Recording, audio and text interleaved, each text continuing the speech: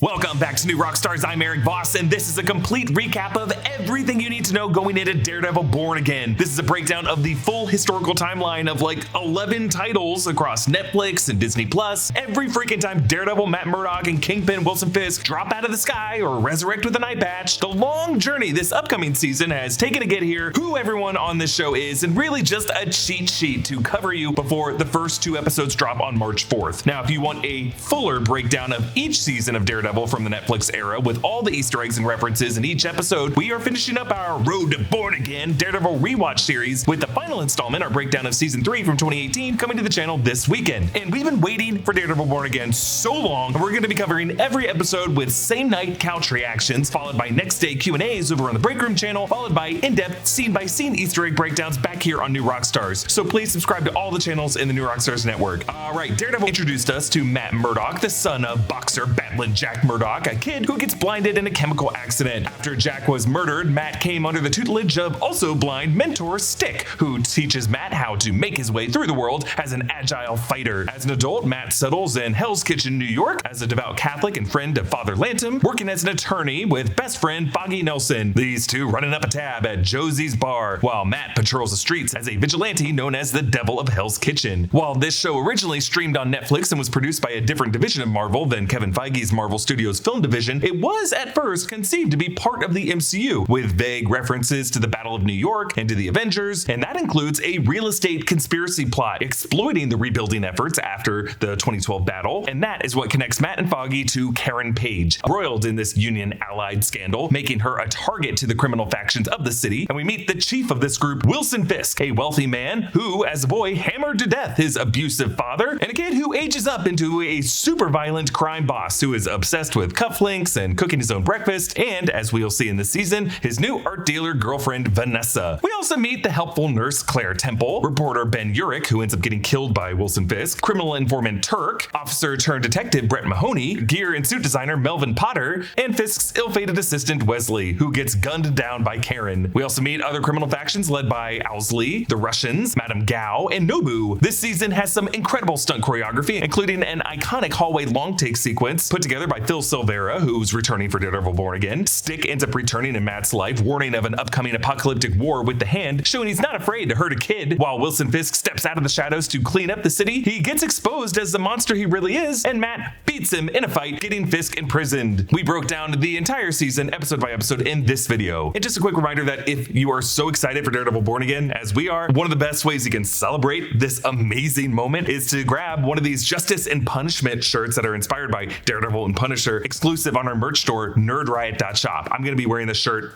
all season long. Okay, moving on to Daredevil Season 2. This season picks up with Foggy knowing about Matt's vigilante behavior, but Karen's still oblivious to it. We meet Frank Castle, a deadly vigilante and former Marine whose family was murdered. Matt defends Frank Castle in his murder trial, but Frank says, "I did it because I liked it," and ends up in jail with Wilson Fisk. And Fisk uses Frank to start a prison riot, and Frank escapes in this. While Matt pursues a relationship with Karen, Matt's flame from his earlier years, Elektra Natchios, returns in his life as Stick's other protege, and their investigation of a pit being dug beneath Midland Circle, which we learn is part of a plot by the Hand. Frank ends up saving Matt's life while Matt fights warriors from the Hand with Elektra at his side, but Elektra dies, but is ultimately just put in a resurrection chamber by the Hand. Matt reveals to Karen that he is the Daredevil, and we broke down season 2 episode by episode in this video. Now, the next appearance of Matt Murdock was in the crossover season of The Defenders, which merges the storylines of Daredevil and Jessica Jones, Luke Cage, and Iron Fist. As the Hand's operation deepens in the bowels of Midland Circle, the 4 heroes' paths cross as they work to stop the Hand, led by Alexandra, Sigourney Weaver, and the newly resurrected Elektra, now known as the human weapon Black Sky. Stick tries to help them with his group The Chase, but he fails and he dies. Elektra goes rogue and kills Alexandra. The Defenders successfully stop the Hand by bringing the building down upon the pit, and Matt stays with Elektra as she dies under the collapsing rubble, but Matt ultimately survives. We broke down Defenders episode by episode in this video. Now, Netflix also released 2 seasons of Punisher, and Frank Castle is returning in Born Again, and we just just learned a Punisher special presentation by Marvel Studios on Disney Plus will air sometime around Born Again Season 2. So we should recap this guy. Frank Castle was a Marine who served in Afghanistan and worked with a Black Ops group called Operation Cerberus that started to get too involved in torture. So Frank Castle stepped away from this group, but his family ended up getting gunned down, which set Frank Castle on his path of deadly vengeance. And that is what got him in need of Matt Murdock's legal counsel in Daredevil Season 2. But after his escape from prison, we catch it back up with him in Punisher Season 1 when he's found by Micro, a hacker played by Eben Masbakrak, who, yes, is returning to the MCU as Ben Grimm in Fantastic Four First Steps. And Frank Castle gets led on a deeper investigation to find those really responsible for the deaths of his family, and the same people now trying to kill him for leaving them the blacksmith, Colonel Ray Schoonover. Frank gets his vengeance, but he's not done. In Season 2, the devil from his past is his fellow former Marine Billy Russo, aka Jigsaw. The last we see of Frank Castle, he has now embraced his Punisher identity with his iconic skull vest as he mows down a gang of criminals. Now, Daredevil Born Again trailer footage has a reference to Luke Cage in the form of a Harlem's Paradise sign in Times Square. We're not certain if Luke Cage or Jessica Jones or if Danny Rand Iron Fist will appear in the series, but let's talk about these three characters. Jessica Jones had 3 seasons on Netflix, the first of which was very, very, very good. Jessica is a super strong and invulnerable private investigator at Alias Investigations, and she loves drinking. In Season 1, she ends up fighting Kilgrave, the Purple Man, perhaps one of the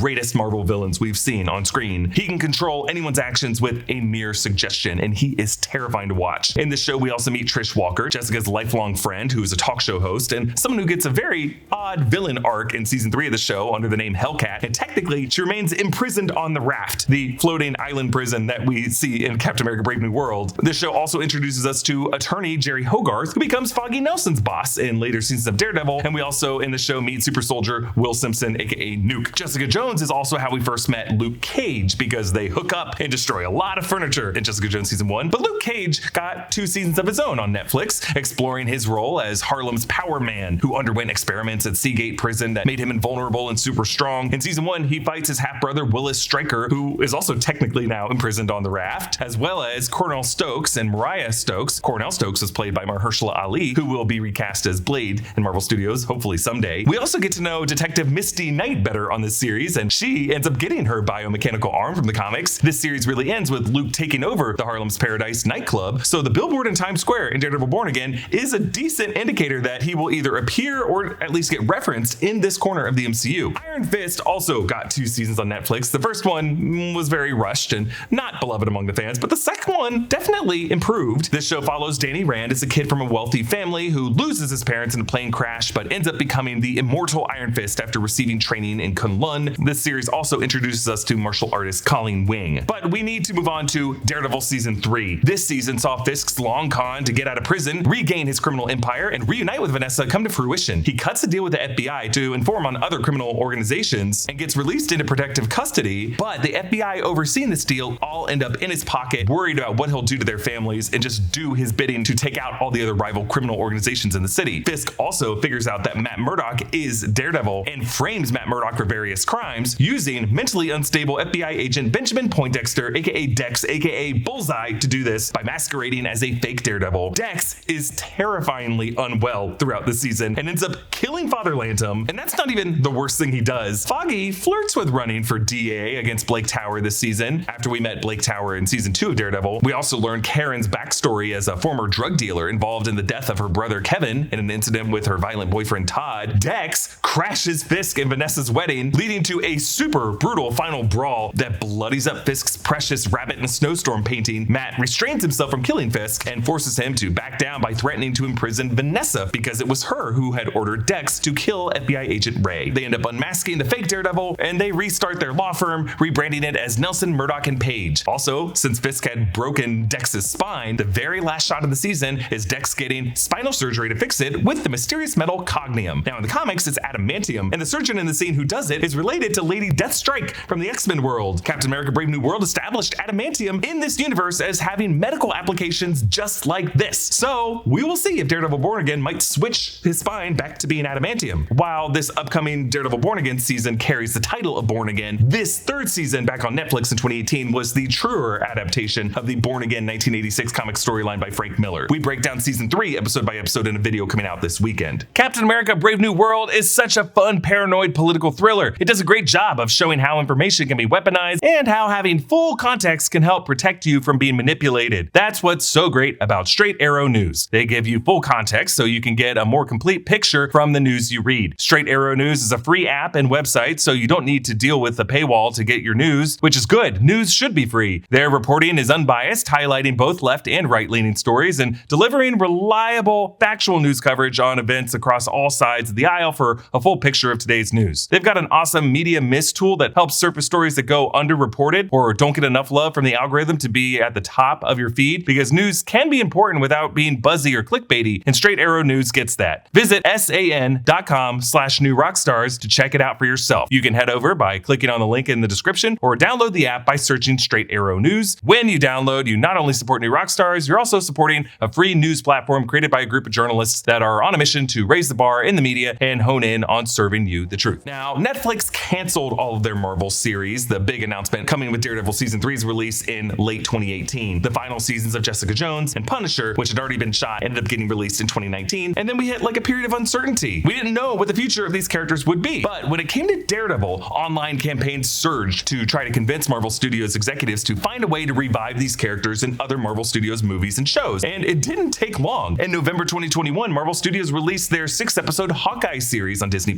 which followed Clint Barton Hawkeye and his new protege Kate Bishop in New York City in Christmas time as they dealt with the tracksuit mafia and their death assassin collaborator Echo, Maya Lopez. Maya Lopez's father, William Lopez, worked for the tracksuit mafia but was killed by Hawkeye during his killer assassin period during the blip years earlier. After his death, Maya ended up falling under the wing of a new father figure, William's boss, who is revealed to be the same Wilson Fisk Kingpin, who also, we learn, employs Kate Bishop's mother, Eleanor Bishop. The Hawkeye series establishes that Wilson Fisk has been active with the tracksuit mafia as far back as 2007. Therefore, by the time Matt Murdock realized who he was in the first season of Daredevil, Fisk was well entrenched in the city's criminal underworld. Now, in this Hawkeye series, at one point we see Kingpin rip a car door clean off its hinges, but he did not have that kind of superhuman strength in the Daredevil series on Netflix. He just wore body armor and was pretty strong. This series also introduces Jack Duquesne, aka Swordsman, Eleanor's new boyfriend and an expert fencer, and he is confirmed to return in Daredevil Born Again. Hawkeye ends with Maya Lopez realizing that Kingpin was the reason Hawkeye could get the drop on her father, and Maya shoots Wilson Fisk in the eye, but we learn he survives. Now, in the same week that we got all this, Sony and Marvel Studios released Spider-Man No Way Home. When Peter Parker finds himself in legal hot water after Mysterio reveals his identity to the world and frames him for the damage to European cities, Matt Murdock steps in to legally defend Peter against his charges from the DODC. Matt successfully gets Peter's charges dropped, but is less successful with Happy Hogan. Actually, there was a deleted scene from that movie that showed a more tense legal exchange with the DODC on Happy's behalf. This movie also gave us a glimpse of Daredevil's powers when he catches a brick that's thrown through Peter's window. Now, No Way Home ends with Doctor Strange conjuring a memory wipe spell that made the entire world forget that Peter Parker is Spider-Man. The public did not forget that Spider-Man exists, they just forgot the identity of the kid who's under the mask. I bring this up because we have gotten confirmation that in episode 2 of Daredevil Born Again, Wilson Fisk will reference that Matt Murdock had defended, quote, a kid dressed like a spider. Now, Matt Murdock showed up next in the Marvel Disney Plus series She-Hulk in 2022, which takes place in the following year after the events of No Way Home. Now, No Way Home seems to take place in the calendar year of 2024, from summer to November to December. So at this point in the MCU timeline, we'd be in the calendar year of 2025. LA area attorney and cousin to Bruce Banner, Jennifer Walters, aka She-Hulk, represents Eugene Patillo, aka Leapfrog, in a lawsuit against superhero suit designer Luke Jacobson, who also has Matt Murdock as a client. In the courtroom, Matt and Jen debate the issue of superhero privacy, and Matt reveals to us that the Sokovia Accords from Captain America Civil War had been repealed at that point. Matt and Jen grab drinks where Matt references his law firm of Nelson, Murdock and Page, mostly now taking on pro bono cases in between a few high-profile clients. But we learn that Leapfrog has kidnapped Jacobson, and Matt suits up in a West Coast version of his suit with red and gold coloring, a reference to his classic yellow and red suit from the early comics, but also, one could argue, are the colors of his father Batlin Jack's boxing robe. She-Hulk and Daredevil team up to stop Leapfrog and save Jacobson, and their romantic chemistry turns into a night of sex and a morning walk of shame for Matt. That should have been a wrap for Murdock, but the way the She-Hulk series ended, Jen Walters breaks the fourth wall and breaks into the Marvel vault on the Disney lot in Burbank to demand that Kevin Robot retcon her storyline so that instead of dealing with like Hulk Todd and a predictable Hulk battle with the intelligentsia bros, she gets to hook back up with Daredevil. And Matthew Murdock literally drops back into reality like a Fortnite character and joins the family barbecue with Jen as they all have to look at Hulk's son Scar's awful haircut. Yes, we have to somehow mentally reconcile that the vigilante from the bloody R-rated world of the first 3 seasons of Daredevil suddenly found found himself teleported like 50 feet in the air to reunite with his hulked out hookup on the West Coast. Is that memory now running through the mind of Matt Murdock on this upcoming season? I don't know, but I'm sure any New Yorker who spends a week in LA can tell you that this kind of thing is par for the course. Meanwhile, Wilson Fisk returned in the Echo Marvel Spotlight series in 2024. Daredevil also cameos on this show, as we learn that Matt Murdock fought Maya Lopez at some point during her time working under Wilson Fisk after the events of Daredevil Season 3, which now canonically must have occurred during the blip period, telling us that Matt Murdock survived the blip. But now, in the present day, we follow Maya Lopez back to her hometown in Oklahoma, and she learns how Fisk's crime operation extends far west of New York. Maya targets a train from Fisk's shipping company and uses it to bomb one of his warehouses in Brooklyn. This gets Fisk's attention, and he finds Maya in Oklahoma with an eye patch. He forces her to wear contacts that show augmented reality arms signing everything he says, and a technology he had developed so that they could freely converse without an intermediary. Fisk asks Maya to return to New York with him, offering his whole empire to her. When Maya comes to kill him, he shows her the hammer that he used to kill his father and asks her to use it to kill him, but she refuses. In the final battle of this series, Maya channels the powers of her ancestors and uses this power to touch Fisk's eye and his heart, reverting him to his childhood bedroom on a night his father was abusing his mother, seeing the peeling paint reminding him of the rabbit in the snowstorm painting. Now, it's not clear if Maya healed him fully, but Fisk is just left wondering what exactly Maya did to him. In the post-credit scene, Fisk returns to New York, planning to gather the heads, and reacts to a news broadcast about New Yorkers seeking a fighter as their next mayor. Now, you'll notice I did spend a bit more time covering She-Hulk and Echo, and that's really just because we do cover the Netflix seasons of Daredevil in the longer videos on this channel, and I suspect if you're watching this video right now, you might have skipped out on Echo and She-Hulk. Now, other important things to know about the MCU in recent years going into this Daredevil Born Again show. 1. Across the Hudson in Jersey City, Kamala Khan is now Ms. Marvel, a mutant with cosmic hard light powers, and she recently teamed up with Carol Danvers and Monica Rambeau and Nick Fury to deal with the Kree zealot Dar-Benn. In the Marvel's post-credit scene, Kamala Khan teams up with Kate Bishop to start to form the Young Avengers, and I bring up Kamala because we know her father, Yusuf Khan, will appear on this Daredevil Born Again series. Next, Avengers Tower in New York City is currently being reconstructed by CIA Director Val into Sentry's Watchtower, and we will see what happens to Manhattan in the Thunderbolts film, which will come out right after the 9 episodes of this first Daredevil Born Again series finish. Next, Captain America Brave New World established that Bucky Barnes is running for Congress in a federal district in the New York area, an election that we know he will win by the time of the Thunderbolts movie. So many of the people in Daredevil Born Again had Bucky Barnes on their ballot recently. Also, as I mentioned, Captain America Brave New World established that adamantium is now being widely distributed and traded and applied in various means throughout the world of the MCU. And finally, over in San Francisco, the Pym Company is now known as the Pym Van Dyne Foundation, an organization that uses Pym tech in philanthropic and innovative ways. I only bring them up because in trailer footage for Daredevil Born Again, the Pym Van Dyne Foundation is sponsoring whatever this New Year's Eve celebration is. And lastly, the Statue of Liberty in the MCU is copper colored as of the Marvels. This was part of a restoration project in Spider-Man No Way Home. I don't know if it's relevant to this Daredevil Born Again show, but if any shots show Liberty Island and Lady Liberty is copper colored, that would be why. It's also important to know going into the show, it's somewhat complicated development history. When this show was initially announced in 2022, it was going to be one 18-episode season, and other than Charlie Cox and Vincent D'Onofrio returning in their roles, it was not at all clear how, if at all, this series would connect to the 3 seasons on Netflix. Vanessa actress Ayelet Zurer was initially recast with Sandrine Holt. Set photos showed a different young actor playing young Matt, suggesting a retconned origin story for Matt Murdock. They reportedly shot 6 episodes of this version of the show before the labor union strikes halted all production in summer 2023, which gave Marvel Studios some time to check in on the show's progress. And reportedly, at the urging of Charlie Cox and Vincent D'Onofrio, the studio creatively overhauled the series, brought in a new showrunner, Dario Scardapane, Loki and Moon Knight directors Justin Benson and Aaron Moorhead, and brought back several team members from the Netflix era, including actors Deborah Ann Wool, Eldon Henson, Ayelet Zurer, John Bernthal, and stunt coordinator Phil Silvera. This reconceived version of the show is now 2 9-episode seasons, essentially a continuation of the Netflix run, but since it firmly establishes the Netflix seasons as MCU canon, it also implies that the somewhat wild swings taken in all of those shows, including Luke Cage, Iron Fist, and Jessica Jones, are all also MCU canon. And it's just gonna take us a while to sort all that out, but it's MCU canon that the Statue of Liberty is brown, and Matt Murdock dropped out of the freaking sky, so who cares? Now, we broke down the trailer for the season in January and how this season is gonna explore Wilson Fisk as the newly elected mayor of New York City, as well as the return of Dex, Bullseye, and newcomer villains like Hector Ayala, White Tiger, played by the actor Camar de los Reyes, who sadly passed away in 2023, as well as the character Muse, a Banksy-inspired street artist serial killer from Charles Charles Soule's 2016 Daredevil run. Michael Gandolfini, son of James, is playing Fisk's protege Daniel Blade. Margarita Leviera is playing Heather Glenn, Matt's new love interest. Janaea Walton is playing BB Urich, a reporter with some family connection to Ben Urich. Jeremy Earl plays Cole North, a cop who's part of an anti-vigilante task force. And the directors have promised some intense action and heartbreaking twists as this new season explores the consequences of extreme violence. And that is really everything for now you need to know going into Daredevil Born Again. We will have you covered every week with late night reactions, Q&As on the Break Room channel, and in-depth Easter egg breakdowns of every episode here on New Rockstars. Comment down below with your thoughts, and please support us by joining the channel as a member for ad-free versions of select videos. Grab a great nerdy gift from our merch store, nerdriot.shop. Follow me at EA Voss, and subscribe to all the channels in the New Rockstars network for in-depth coverage of everything you love. Thanks for watching, and I'll see you next time. Bye.